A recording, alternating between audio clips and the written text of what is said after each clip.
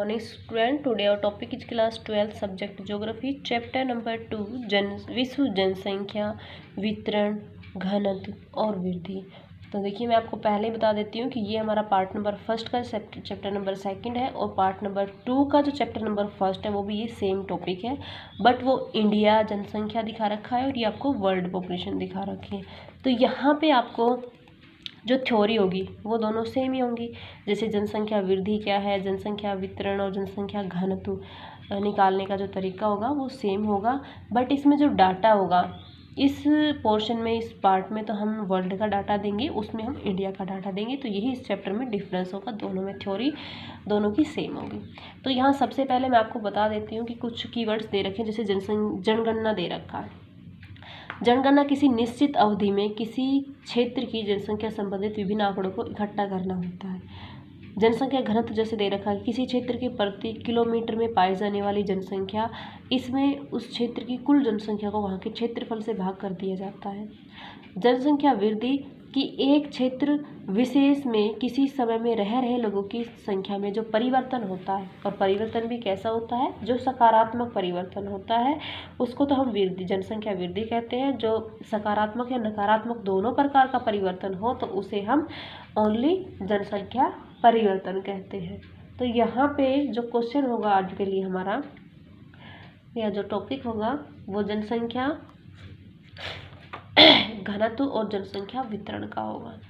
तो सबसे पहले जनसंख्या घनत्व क्या है, फिर जनसंख्या घनत्व के वितरण का वर्णन किस प्रकार से किया जाता है। यह क्वेश्चन आपका इसका और मैं जो मैं बता रही हूँ वो भी आप समझ लीजिए कि विश्व में न्यून या विरल जनसंख्या घनत्व वाले क्षेत्रों का वर्णन कीजिए। विश्व में सघन या विरल जनसंख्या वाले क्षेत्रों का वर्णन कीजिए। तो किसी भी तरह से क्वेश्चन आपसे पूछ लिया जाता है। तो यहाँ किसी भी प्रदेश की जनसंख्या या उस प्रदेश की भूमि के क्षेत्र में पारस्परिक अनुपात को जनसंख्या घनत्व कहते हैं। इससे किसी भी प्रदेश में लोगों की सघनता का पता चलता है। यह जनसंख्या के विश्लेषणात्मक अध्ययन करने का महत्वपूर्ण माप है। माप यानी कि जो मापने की है। इसे प्रति इकाई क्षेत्रफल पर व्यक्तियों की संख्या द्वारा व्यक्त किया जाता है। घनत्व इस प्रदेश की उन्नति और भावी विकास का अनुमान लगाने का मुख्य आधार होता है। इसका मुख्य लक्ष्य किसी क्षेत्र के संसाधनों पर जनसंख्या दबाव ज्ञात करना होता है। इसके जो निम्नलिखित जैसे रूप परिभाषित करके दिखा रखे। पॉइंट नंबर फर्स्ट है गणितीय घनत्व। तो जो आपका गणितीय घनत्व है उसे निकालने का फॉर्मूला है आपका यहाँ पे total population divide by total area. Total population divide by total area, ये तो आपका गणितीय घनत्व है। जबकि जो आपका कायिक घनत्व है, कायिक घनत्व में हम क्या करेंगे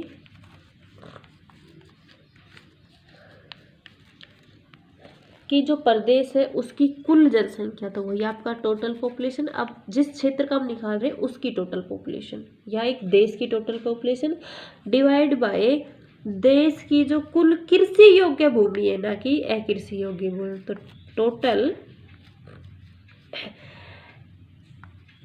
टोटल एग्रीकल्चर एरियाज।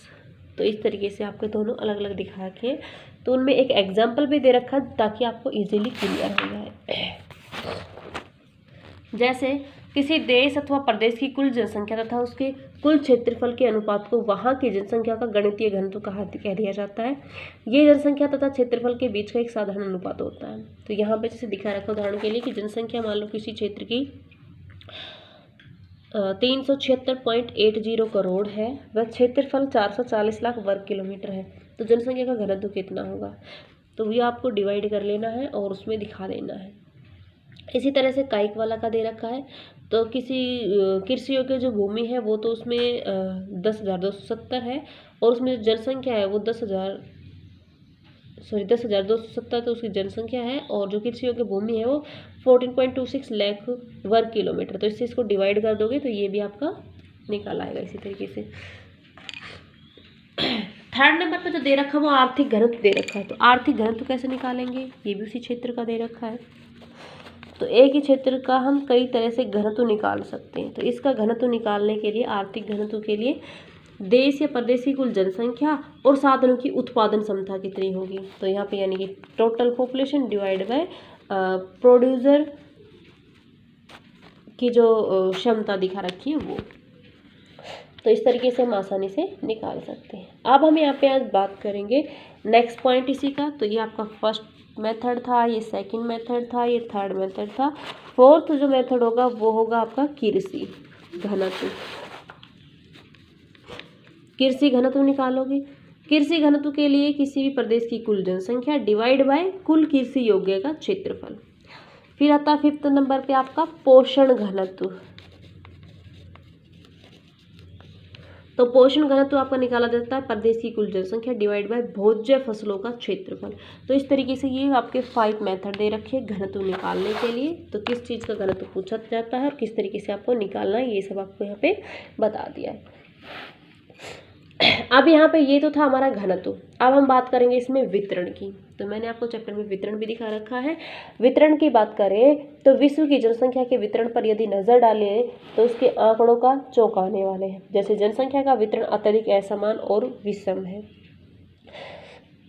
विश्व की लगभग 90% आबादी केवल 1/4 भूभाग पर निवास करती है। शेष जो 10% है, यानी कि यहाँ पे भी मैं आपको बता देती हूँ, मानते हैं कि ये आपका विश्व है। विश्व में हमने जो पॉपुलेशन दिखा रखी है वो पूरी 100% दिखा रखी है और ये उसका पूरा क्षेत्रफल है, ये भी पूरा 100% दिखा रखा है। तो 90% जो पॉपुलेशन है वो तो इस 10% पार्ट पर ही निवास करती है, यानी कि इतनी अधिक जनसंख्या इतने कम एरिए पर निवास करती है। जबकि जो ये शेष बच जाता है, ये हमारा 100 में से 10 लेस कर दो, 90% बच गया। 90% जो पॉपुलेशन एरिया है उस पे ओनली 10% पॉपुलेशन निवास करती है। तो ये 90% जो एरिया आपका होगा ये वाला, इस पे हमारी ओनली 10% पॉपुलेशन निवास करती है।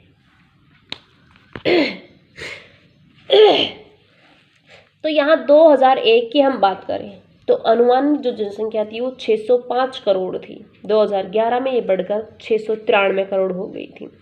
उत्तरी गोलार्ध में विश्व की 90% जनसंख्या रहती है, दक्षिणी गोलार्ध में ओनली 10% रहती है। विश्व की लगभग 33% भाग जन विहीन है, यानी कि उस पर कोई भी जनता नहीं रहती है। तो यहाँ पे जो जनसंख्या का वितरण है वो हमने 3 भागों में बांट रखा है, जैसे विरल जनसंख्या या निम्न जनसंख्या, मध्यम जनसंख्या और 3rd नंबर पे सघन जनसंख्या। तो सबसे पहले जो आपकी विरल जनसंख्या है,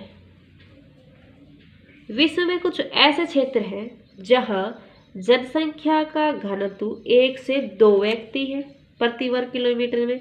ऐसे क्षेत्रों को विरल जनसंख्या के क्षेत्र हम कह देते हैं। विरल जनसंख्या वाले जो क्षेत्रों के कुल विश्व का क्षेत्रफल का 3/4 भाग आता है। इसके भी हमने पार्ट कर रखे हैं, जैसे पॉइंट 1 उष्णकटिबंधीय क्षेत्र, पॉइंट 2 अति शीत प्रदेश क्षेत्र, पॉइंट 3 उच्च पर्वतीय प्रदेश, पॉइंट 4 विषुवतरेखीय क्षेत्र। ये सारे क्षेत्र ऐसे जहाँ पे जलवायु जो होती है वो अनुकूल रहती है, या फिर जो वहाँ की मिट्टी भूमि, ये जो टेम्परेचर वर्षा होती है ये असंतुलित होती है।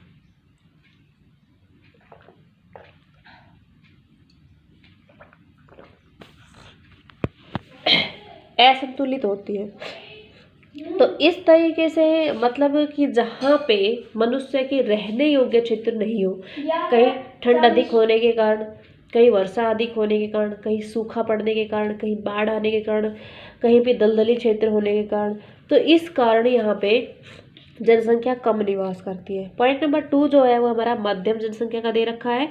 मध्यम जनसंख्या कहाँ कहाँ निवास करती है वो देखिए, एशिया में, यूरोप में, अमेरिका में, अफ्रीका में, दक्षिणी अमेरिका में, ऑस्ट्रेलिया में। तो इनका कुछ पार्ट दिखा रखे हैं जिनमें हमारी मध्यम प्रकार की जनसंख्या रहती है, यानी कि जहाँ पे आपका जो मैंने विरल वाला पोर्शन दिखाया था उससे कुछ यहाँ पे संतुलन बन जाता है प्रकृति और मनुष्य का। अब हम करते हैं सघन जनसंख्या वाले पॉइंट नंबर 3 के बारे में बात।